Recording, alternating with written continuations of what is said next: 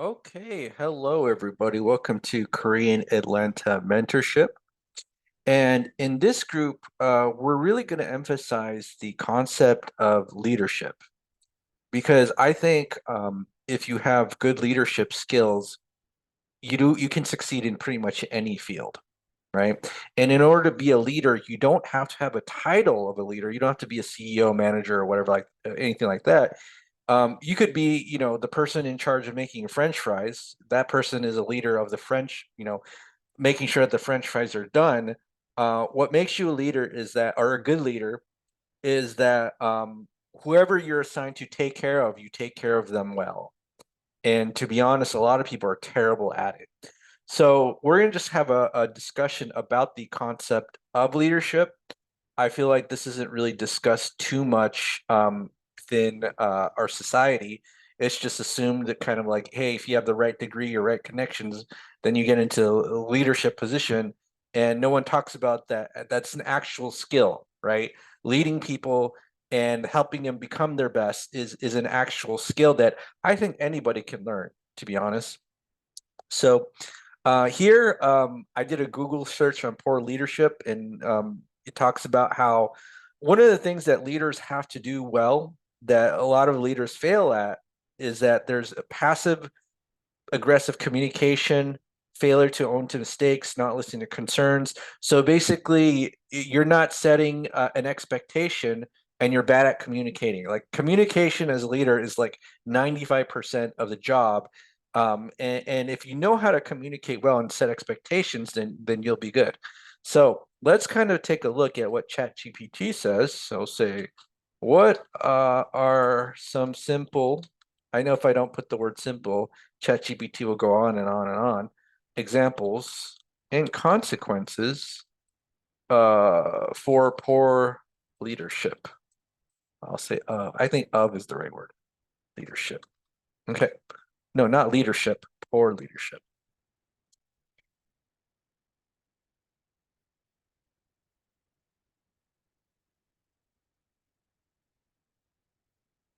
Well, it's not so simple at all. ChatGPT just went on and on and on.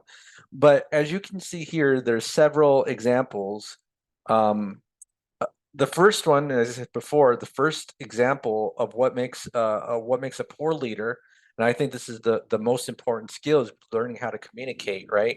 So this lack of communication really harms the people who are supposed to follow you and who you're assigned to take care of, right? So we talk about, example consequences here, confusion, decreased morale, missed deadlines, people who don't know what they're doing. It's like a chicken with their head cut off. I'm pretty sure you've seen this many, many times. If you ever had a bad teacher and then, you don't know what to do or the homework's confusing and then they get mad at you, then it becomes a stressful situation. Micromanagement, that's a big one that a lot of people face. People are made to feel like, they can't do anything without the direction of the people, quote, above them, right? The third one here related to communication, a lot of people aren't willing to listen and you just dismiss concerns right out the gate, then people, will check out. And again, communication, favoritism is just inconsistent behavior, inconsistency. So as you can see right here, a lot of it is just not caring, not communicating, and being inconsistent. So I think this is a great way to start the discussion about what poor leadership is.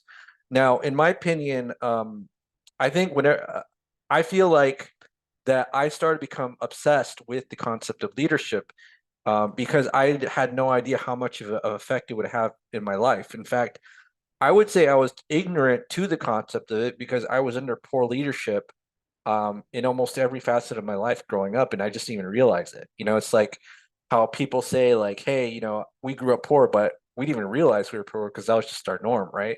And I feel like for a lot of people, poor leadership is the norm, so they don't know what good leadership is.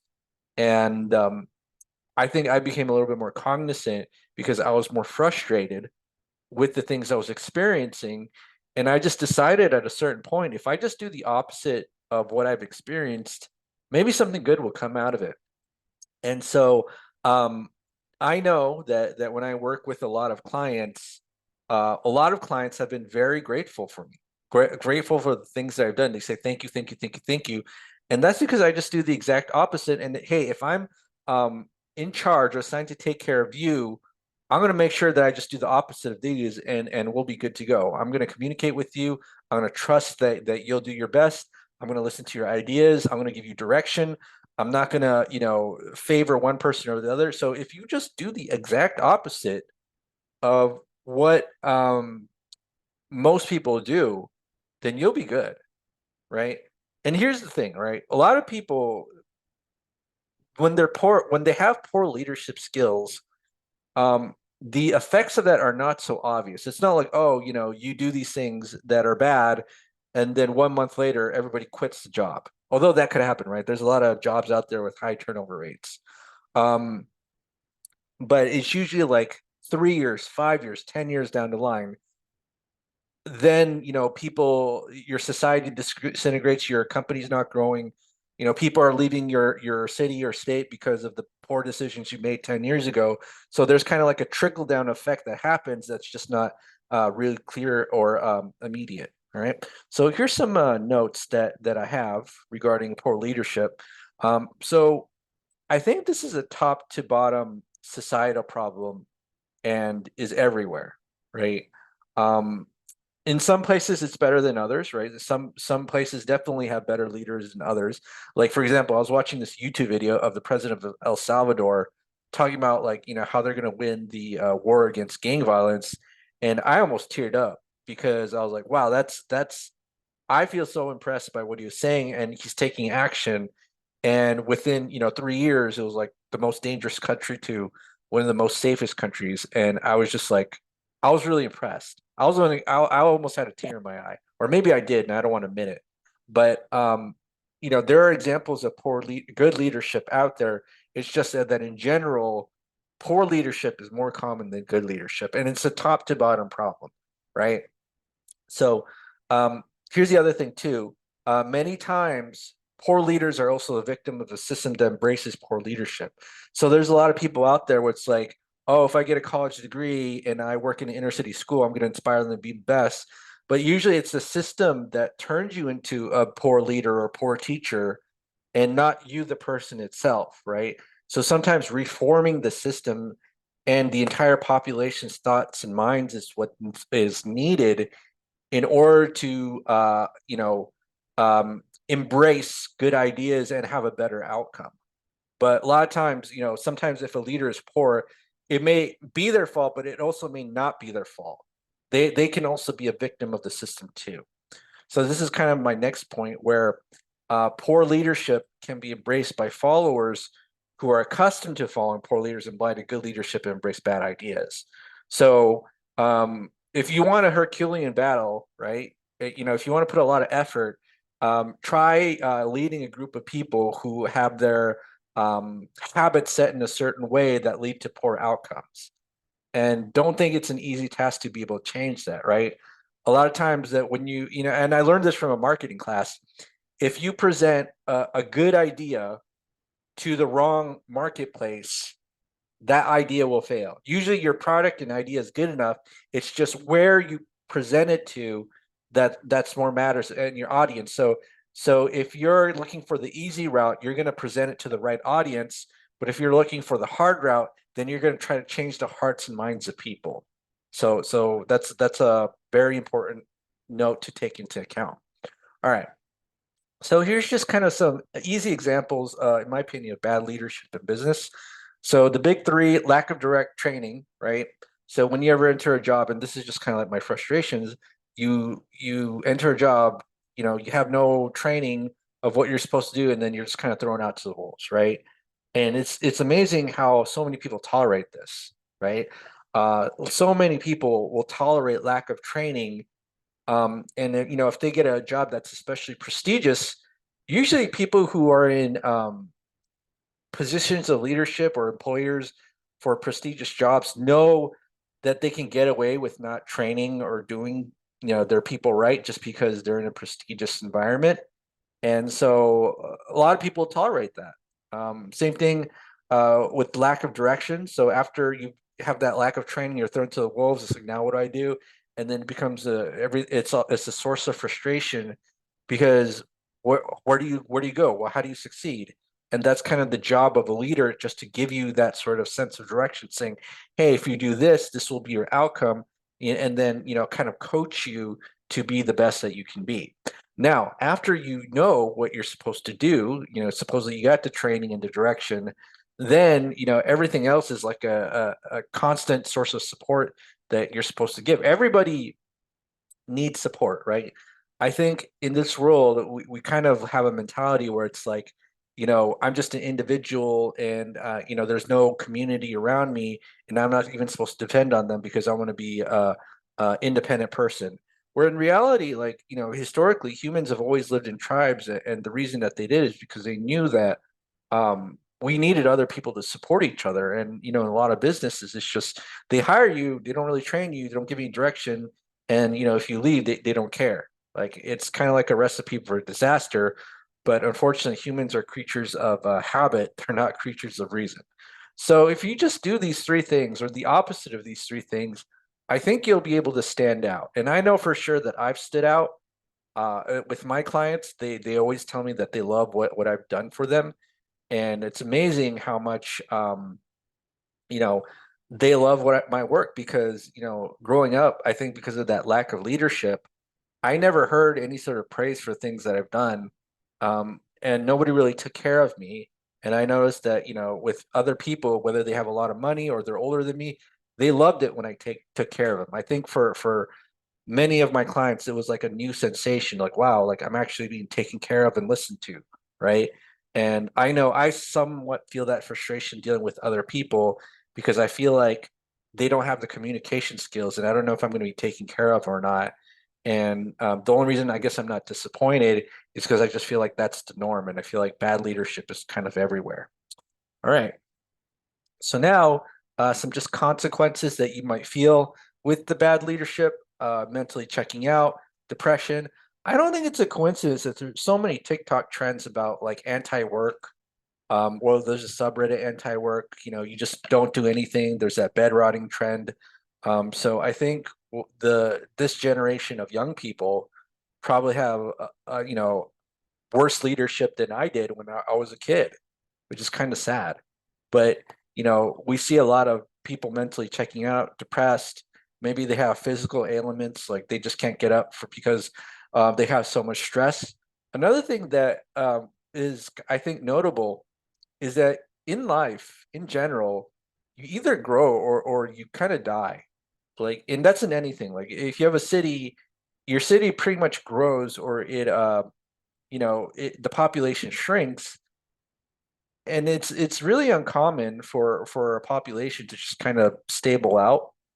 And I might be lying about this, but usually, like, and this is true with your career too, you either grow or you just kind of check out and die. And so, whatever you're doing, you always want to grow in your field or specialty, or whatever it is that you're doing, whether even with regards to personal growth.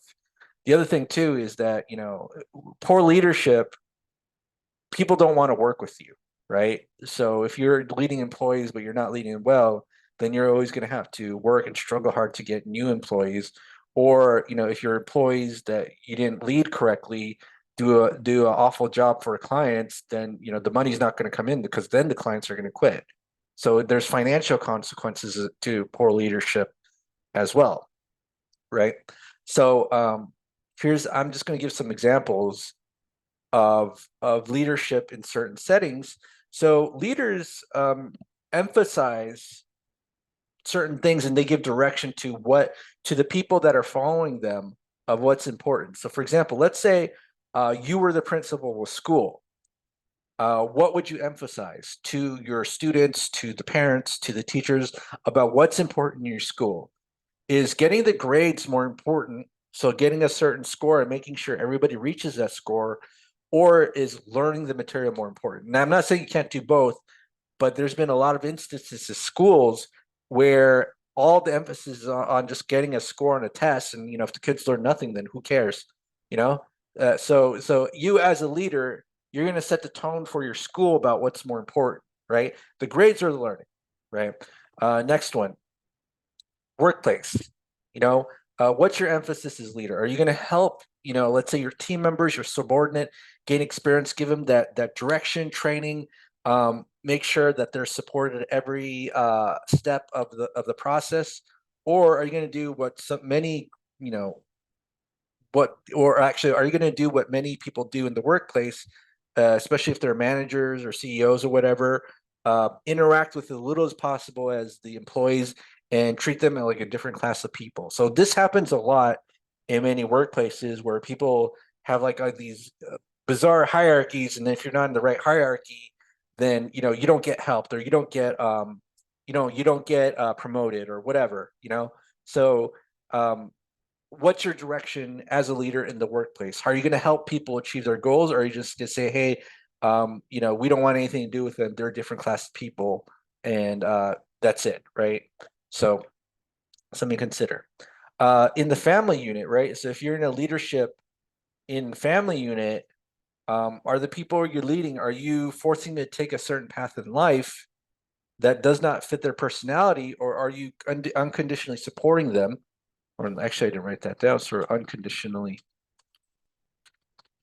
oopsie, conditionally supporting the family unit, right? So, a lot of times there's a discussion about narcissism. People talk about gaslighting a lot, and I think what's happened is that many people in their family unit structure feel like they were just forced to take a certain path in life that didn't match their personality traits, or their, let's say, I don't know, emotional fingerprint, and they feel like they were gaslighted. That's a very popular term these days that wasn't used like 10 years ago. But if you don't know what gaslighting is, it's just people like trying to make you feel like your reality isn't real. So if you have some sort of desire, maybe you want to be a soccer player, but you're forced to be like a basketball player, and then people are not recognizing your affinity towards, let's say, soccer, and they don't, they're gaslighting you into saying, hey, you're the greatest basketball player, or this is your favorite sport. I think it takes a toll on you, of who you are as a person. And I think leadership, especially family units, it's about making sure that every single person within that unit is supported, and so that the quote, the tribe continues, right? I think a lot of times, um, there's so much disconnection between family units because of the poor leadership structure, right? So, all right. So these are just examples of leadership. Some of my thoughts, and to be honest, it's everywhere, right? So, like, if you experience it, just my recommendation is that you be the best that you can be. Realize it's everywhere, and you help the. If you're assigned to take care of people, you actually do your best to do that in your own capacity. All right, so this is Korean Atlanta Mentorship. If you're interested in joining our group, go ahead and click the link below, the Google form, and fill out your details, or you could send us an email in the About section of the YouTube channel and just give us a holler and say you're interested in joining. If you have any comments, thoughts, below, and I'll see you on the next video.